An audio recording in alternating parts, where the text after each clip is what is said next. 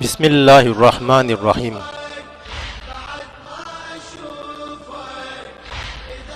Un jour à Karbala.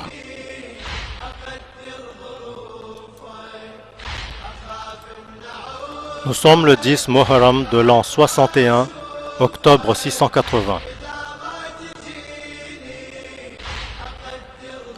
En ce jour funeste d'Ashura, sur cette terre de Karbala, par Djibril au prophète révélé, à la prière, on se préparait.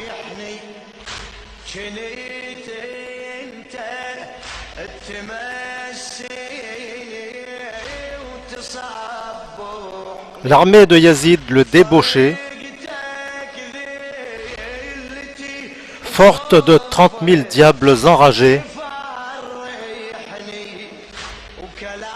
lâchement s'apprête à attaquer. Du prophète, la famille purifiée.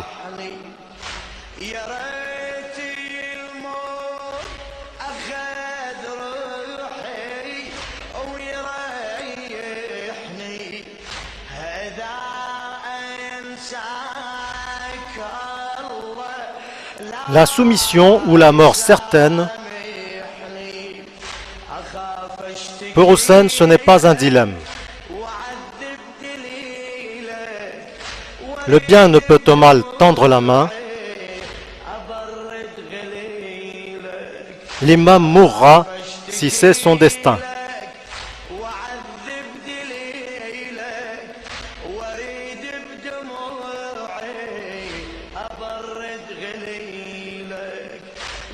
Des compagnons 72 comptés,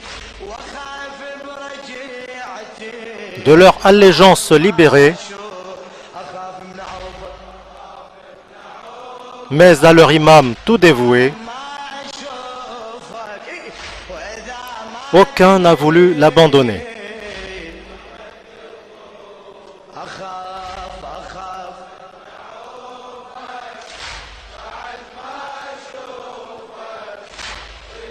Ni mon frère aîné, ni mon cher père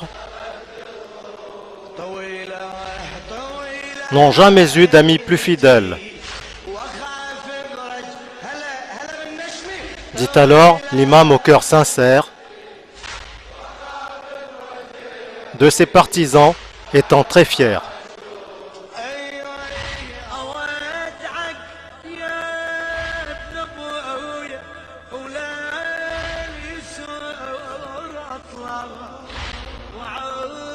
Hussein s'adresse à Ali Akbar. Mon fils, lance l'appel à la prière.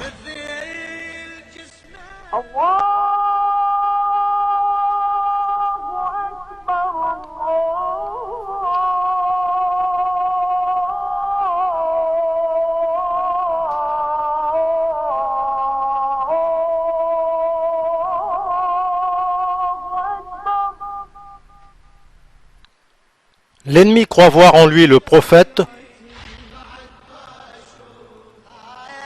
tant sa ressemblance en est parfaite.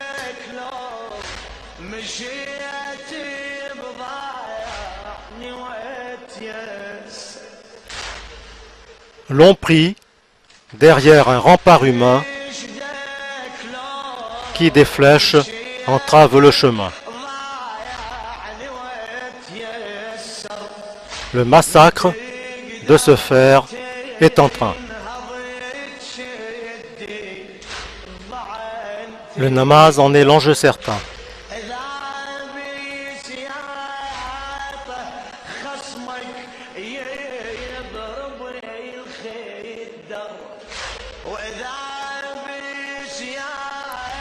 Hussein à la raison les appelle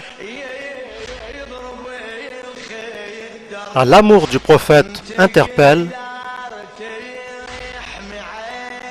mais la haine envers Ali est forte. La vengeance contre l'imam se reporte.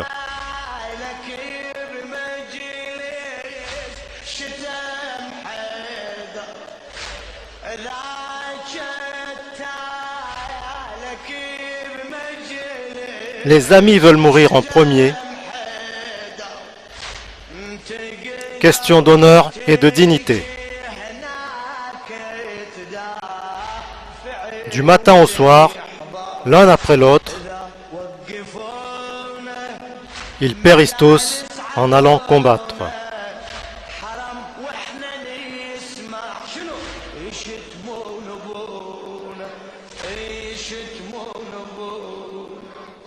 Les jeunes de la famille du prophète, Ali Akbar, son portrait vivant, Qasim, Abbas ne sont pas en reste.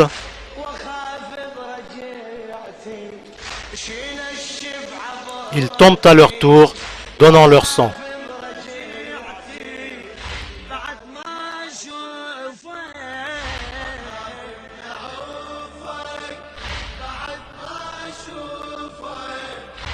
Après Ali Asghar, le bébé,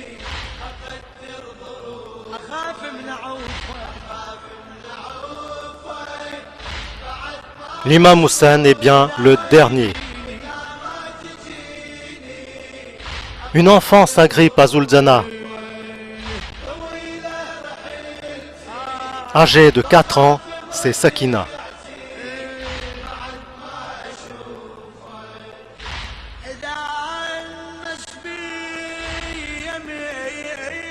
Hussein devant Allah prosterné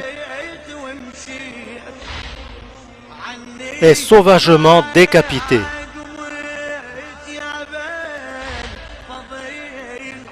Il a refusé l'iniquité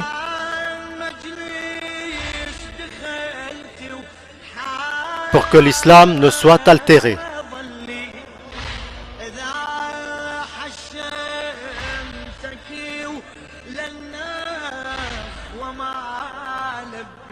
La famille sainte, bien que maltraitée,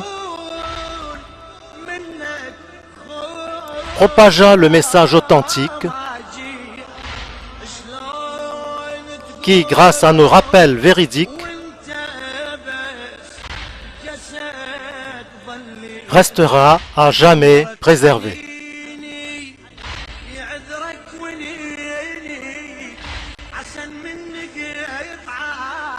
Gandhi et d'autres l'ont bien compris, et cette vérité n'a pas de prix.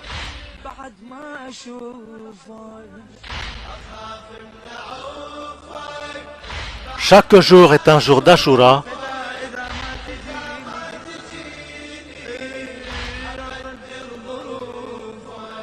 Chaque terre une terre de Karbala.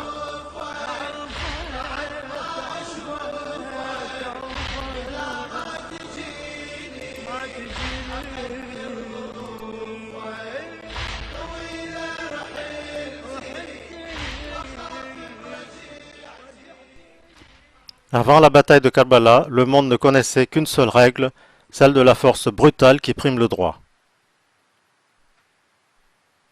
En tant qu'imam de son temps et véritable représentant de son grand-père, le prophète Mohammed sallallahu alayhi wa sallam, Hussein alayhi salam se leva contre le tyran de l'époque pour sauver l'islam et pour guider les musulmans. Imam Hussein alayhi salam avait évoqué sa noble mission en ces termes. J'ai pris cette résolution, non par arrogance ou par orgueil, mais seulement pour assurer le renouveau de la communauté de mon grand-père.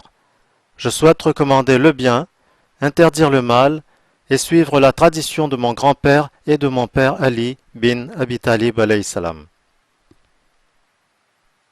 Ce qu'écrivent des non-musulmans. Mahatma Gandhi, j'ai appris de Hussein comment parvenir à la victoire tout en étant opprimé. Je suis convaincu que l'islam ne s'est pas répandu par l'épée, mais que son succès est le résultat du sacrifice suprême de Hussein, le grand saint. Nehru, le sacrifice de l'imam Hussein est pour tous les peuples un modèle de droiture.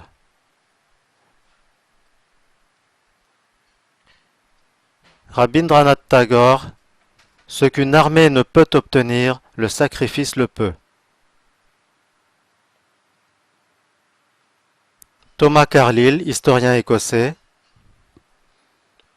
La victoire de Hussein, en dépit de son infériorité numérique, m'émerveille.